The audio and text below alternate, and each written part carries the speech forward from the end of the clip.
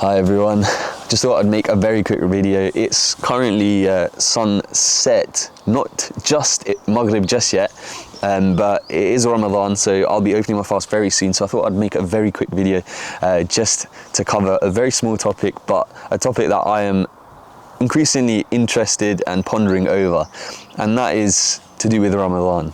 Now, I was recently speaking to a captain the other day where I was flying with him down to a Canary Island, I believe, somewhere in Spain. Anyway, I can't remember exactly, but we were talking about Ramadan and about fasting and the benefits of fasting. There was obviously scientific benefits, biological benefits, neurological benefits that I was going into a lot of detail about. But when I got back home, I started pondering the question even more, and I thought really hard about what are the actual spiritual benefits and the intangible benefits that you don't necessarily think about. For me, I've started to come to a very strange conclusion that there are ample benefits, intangible benefits that you're not going to be able to notice, but there's one particular benefit to fasting that will massively help you in your professional careers, as well as outside of Islam, pleasing Allah, but outside of Islam, with your professional careers, with your education, with everything else that you do within your life. And that is discipline. Waking up at 4 a.m. in the morning to start your fast, eat food with your family, get out of bed when it's so difficult to open your eyes and say to yourself, I'm gonna get out of bed. And I'm one of those guys that really struggles at that time in the morning to just force myself out of bed. And I know most of you guys are also in the same position where it's very difficult to just say to yourself, my sleep's over now and I want to eat because I want to start the fast properly, and saying to yourself, I'm gonna get out of bed to do that. That is discipline. That is devotion and hard work and commitment to fasting and commitment to pleasing Allah. Now, that's something that we don't get on a day-to-day basis when we're outside of Ramadan. We don't, I mean, I know we wake up for Fajr, but we won't always wake up and eat and do all of these things. If you wake up for Tahajjud, even better. I'm a very deep sleeper, so it's very hard for me. But those things where you say to yourself, this worldly life is here, but I'm going to do something that transcends this worldly life and wake up, get out of my bed to please Allah.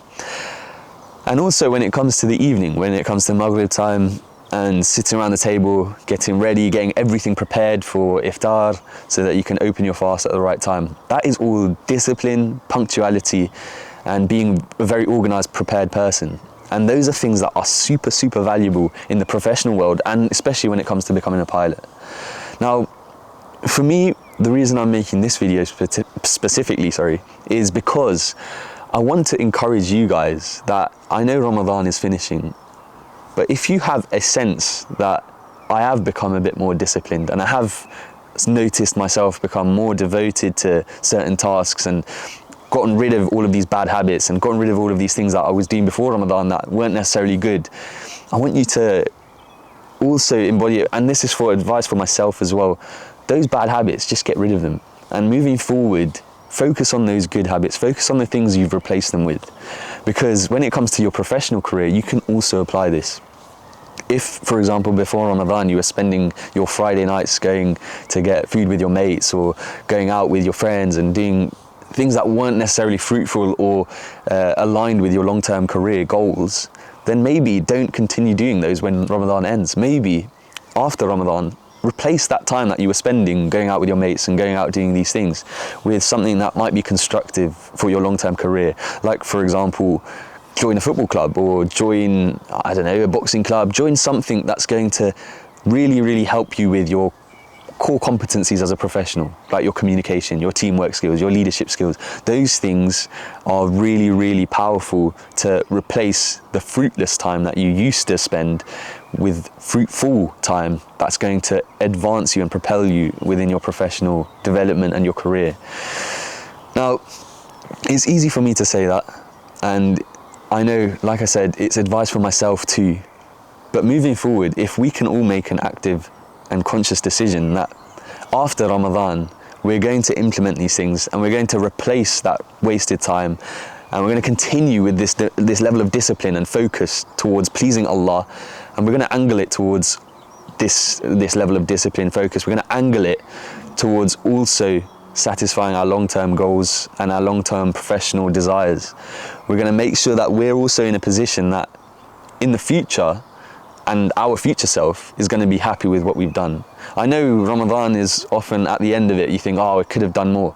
But think about your life. When it comes to the end of your life, you might think to yourself, gosh, I wish I had done more with my life. And you don't want to do that. So take this opportunity, take this moment where we are coming to the end of Ramadan and we've gotten rid of all of these bad habits. Take it as a moment to now propel yourself and grow, and don't just revert back to what you were doing before, but actually consciously make the effort to improve upon yourself and develop yourself as a human being. Because if you can do that, then when it comes to the end of your life, you'll know that you've done the very best you can. Let's say in the entirety of Ramadan, we prayed all the fasts, we prayed all the salahs on time, in Jamaat, we went to Taraweeh, we did Tahajjud, we did all of these things, and I'm saying that knowing consciously I didn't do all of those things, but I tried my best. But let's say you did all of those things. You would get to the end of Ramadan, even still you'd think, oh, I could have done more. But you'd know you've done your absolute best. You've done everything you physically could to please Allah and to make sure that you made the most of that time in Ramadan. Now, let's scale it out to your life.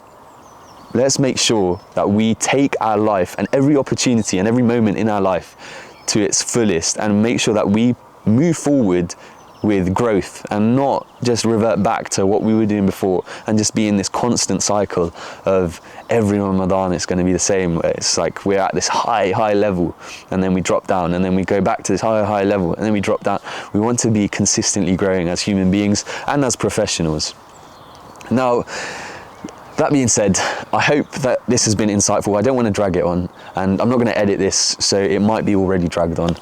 But I hope that you've taken some inspiration, some advice from what I've said, and that you can drive this and propel it forward towards your professional careers, as well as your spiritual side of things, and helping you Islamically. I hope that you continue to build upon what you've done the entirety of Ramadan, what you've worked so hard to create at this stage at the end of Ramadan.